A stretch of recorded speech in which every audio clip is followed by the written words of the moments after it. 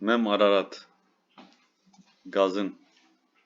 Hebû tinebû rahmet li dê û bavê guhdara li rêviya li sêviyê li ber hêt û dîvara guh bidin vê çîroka ji dengê bayê barana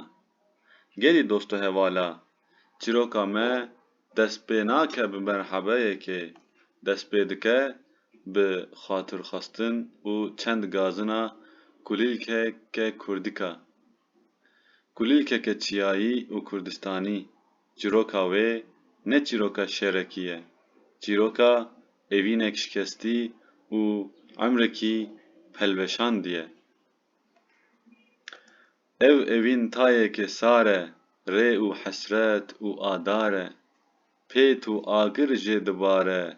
çi hare hare hare jê dûr ketin dilêm êşî dibe tofan erd dihêjî ne dikuje ne dihêlî